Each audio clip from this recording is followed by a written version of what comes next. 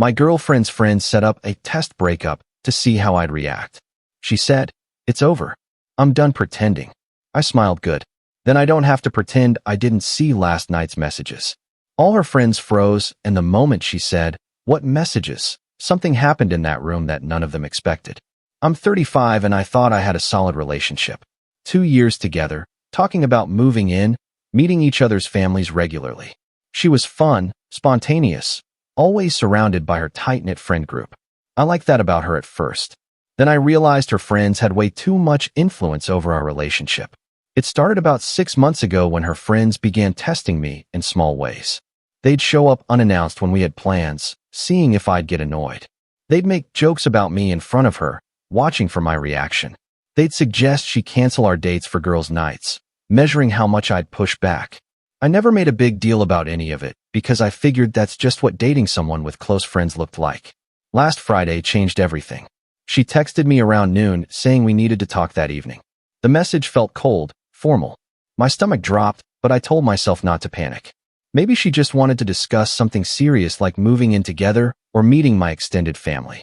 When I got to her apartment at 7, I immediately knew something was off. 4 of her friends were there, sitting in the living room like a panel of judges. She was standing by the window, arms crossed, looking nervous but determined. "Thanks for coming," she said, not meeting my eyes. "What's going on?" I asked, looking around at her friends who were all staring at me with these weird expressions. Anticipation mixed with something else. Excitement, maybe. "I think we need to end this," she said, her voice shaking slightly. "It's over. I'm done pretending." The room went completely silent. Her friends were watching me like I was a lab experiment. That's when it clicked. This was staged. This was another one of their tests, just way more extreme. I could have gotten angry. Could have called her out right there. But something made me pause. Because the night before, around 2 a.m., I'd gotten up to get water and seen her phone light up on the coffee table. I wasn't trying to snoop, but the message preview was right there on her lock screen. It was from one of her friends in the room. The message said, "Tomorrow's going to be so fun. Can't wait to see how he handles the fake breakup. If he cries, I'm recording it." I hadn't said anything.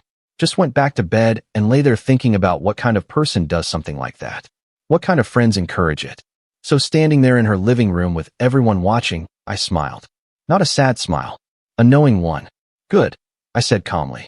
"Then I don't have to pretend I didn't see last night's messages." Her face went from rehearsed sadness to genuine confusion in about half a second. Her friends' expressions shifted too. The excitement drained out of the room. "What messages?" she asked. I pulled out my phone, opened my photos where I'd screenshotted the notification before it disappeared, and held it up. The message was clear as day on my screen. One of her friends, the one who'd sent the original message, went pale. Another one started to say something, but stopped. My girlfriend stepped forward, squinting at my phone, and I watched her read her friend's words about recording me crying. This was a test. I asked, even though I knew the answer. "You were going to fake dump me to see how I'd react? And your friends were going to film it?" "It wasn't like that," she started, but her voice had no conviction. "What was it like then?" I asked, still calm. "Because that message is pretty clear. You all planned this together. You wanted to see me beg or cry or get angry so you could what? Laugh about it later? Show people. We just wanted to see if you really cared," one of her friends said defensively. "Guys always act like they're invested, but then they leave when things get real. So you manufactured a crisis to test me," I said. Instead of just trusting that 2 years of me showing up, being present, and treating her well was enough evidence. My girlfriend finally found her voice. "I didn't think it would hurt anything. It was supposed to be quick. You were supposed to fight for me, and then we'd tell you it was a joke, and everything would be fine." "A joke," I repeated. "Breaking up with someone as a joke. Other couples do stuff like this all the time," another friend chimed in. "It's not that serious." "No, they really don't," I said. "Healthy couples don't fake breakups for entertainment." I looked at my girlfriend, really looked at her, and saw someone I didn't recognize. "I came here thinking you wanted to talk about our future. Instead, I walked into an ambush where your friends were hoping to humiliate me." "Nobody was trying to humiliate you," she said, but she couldn't look at me. "The message mentioned recording me crying," I said. "What were you planning to do with that footage?" Silence. "Right," I said. "Well, here's what's going to happen. This breakup you faked? It's real now. I'm done. Not because I failed your test, but because you thought testing me was acceptable in the first place. Update 1. I walked out of that apartment and didn't look back. My phone started blowing up before I even got to my car. Her friends were messaging me, some apologizing, some trying to justify it, some telling me I was overreacting. I blocked them all. She called me 16 times that night. I didn't answer. Finally, around midnight, she sent a long text saying it was a mistake. She was sorry. Her friends had pressured her into it. It got out of hand. Please, could we talk? I replied, you had 2 years to talk to me about any doubts or concerns. Instead, you chose to stage a breakup with an audience. There's nothing left to discuss. The next morning, Saturday, I woke up to messages from people I barely knew. Apparently, one of her friends had posted about the situation in a group chat, and it had spread. Some people were defending her, saying tests are normal in relationships. Others were calling her out for the cruelty of it. My phone rang. Unknown number. I answered. This is her mother, the voice said. I heard what happened. I'm so sorry. I taught her better than this. I was not expecting that. I appreciate you calling. Her friends have always been a bad influence, she continued. Always pushing her to play games, test boundaries. I thought she'd outgrown it. I was wrong. It's not just the friends, I said carefully. She made the choice to go along with it. I know, she said sadly. I told her that this morning. She's devastated. But you're right to walk away. You deserve better than someone who treats love like a game. We talked for a few more minutes. She apologized again, told me I'd always be welcome at family events even though we weren't together, and wished me well. It was surreal. Update 2. By Sunday, the story had somehow made it onto social media. Not the full details, but enough that people were picking sides. Her friends were claiming I'd blown things out of proportion, that it was meant to be harmless fun, that I'd humiliated her by leaving. I stayed quiet. Didn't post anything, didn't comment on anything. But my friends weren't as restrained. They started sharing their own stories about times her friend group had been toxic or manipulative. Apparently, I wasn't the only person who'd noticed. Monday morning, I got a message from her. Just one line. Can we please meet? Just to talk? I'll come to you. I thought about it. Part of me wanted closure. Part of me wanted to just move on and forget the whole thing. But I agreed. Neutral location.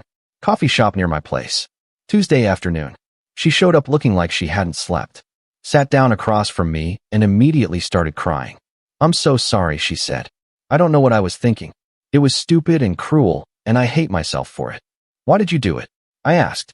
Because I was scared, she admitted. We were getting serious and I panicked. My friends kept saying that you seemed too perfect, that you had to have some hidden flaw, that we should test you to see who you really were. So you trusted their paranoia over 2 years of me being consistent, I said. I know, she whispered. I know how that sounds. I was an idiot. What was the plan after? I asked. Let's say I had reacted the way you wanted. I begged. I cried, I pleaded. Then what? You'd tell me it was fake and we'd all laugh. They said you'd be relieved, she said. That after the initial shock, you'd see it as proof that we could get through anything. That's insane, I said flatly. I know, she said again. I know that now. I knew it the second I saw your face when you showed me that screenshot. You looked at me like I was a stranger. You felt like a stranger, I said. The person I'd been dating for 2 years wouldn't do something like that. I want to fix this, she said desperately. Tell me how to fix this. I shook my head. You can't.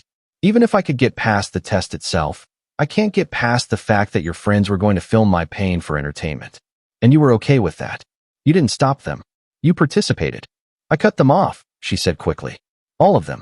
I told them what they did was unforgivable, and I don't want them in my life anymore. That doesn't change what happened, I said.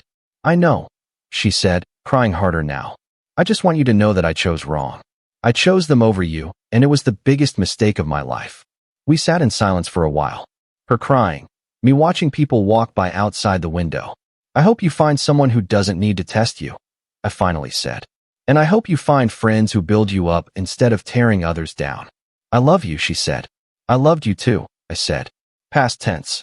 Update 3. I didn't hear from her for 3 weeks after that coffee shop meeting. Her friends, however, wouldn't let it go. They kept creating burner accounts to message me, trying to convince me I was being too harsh, that everyone makes mistakes, that I should give her another chance. One of them sent me a long message explaining that the test was actually my fault because I'd been too nice, and it made her suspicious. According to this logic, by being a good boyfriend, I'd forced them to test me. The mental gymnastics were impressive. Then in early November, I ran into her at a grocery store. She was alone, looking tired, and when she saw me, she froze. "Hi," she said quietly. "Hi," I replied. Awkward silence. People pushed carts past us. Music played overhead. "I'm in therapy," she said suddenly. "Dealing with why I let other people make decisions for me. Why I valued their opinions over my own judgment." "That's good," I said, and I meant it. "I'm not telling you because I want you back," she continued. "I know that's done. I'm telling you because you deserve to know that you leaving was a wake-up call. I've been letting toxic people control my life for years, and I didn't even realize it. I'm glad you're getting help," I said. "Me too," she said. She looked like she wanted to say more, but didn't. Just nodded, grabbed her cart, and walked away. I finished my shopping and went home feeling something I hadn't felt in weeks. Not closure exactly, but maybe the beginning of it. Final update. It's been 4 months now. I heard through mutual acquaintances that she moved to a different part of the city, got a new job, and has been keeping to herself mostly. Her old friend group apparently fell apart after the incident. Turns out when you build relationships on manipulation and games, they don't last long once exposed. I've been on a few dates. Nothing serious yet, but I'm not rushing. One of the women I went out with asked me about my last relationship on our second date. I gave her the short version. She looked horrified. "That's psychotic," she said. "Who does that to someone they supposedly love? Someone who doesn't know what love actually looks like," I said. She reached across the table and squeezed my hand. "For what it's worth, you handled it way better than most people would have. You could have made a huge scene, could have tried to humiliate her back, but you just left." "I didn't see the point in revenge," I said. Her own actions were consequence enough. Looking back, I think the worst part wasn't the fake breakup itself. It was the realization that she'd been capable of planning something like that and following through with it. That the person I thought I knew could look me in the eye and deliberately try to hurt me just to see what would happen. Her mom still texts me sometimes, just checking in, asking how I'm doing. She told me last week that her daughter is doing better, that therapy is helping, that she's learning to trust her own instincts instead of relying on other people's validation. I'm happy for her, genuinely, but I'm also happy I'm not part of that journey. Sometimes I think about what would have happened if I hadn't seen that message. If I'd walked into that apartment blind and actually believed she was breaking up with me. Would I have begged? Probably not. Would I have gotten angry? Maybe. Would they have gotten their footage of me in pain? Almost certainly. The fact that they wanted that they planned for it, that they thought it would be entertaining tells me everything I need to know about the relationship I was in. I dodged something worse than a breakup. I dodged a lifetime with someone who thought love was a game to be won rather than a partnership to be built.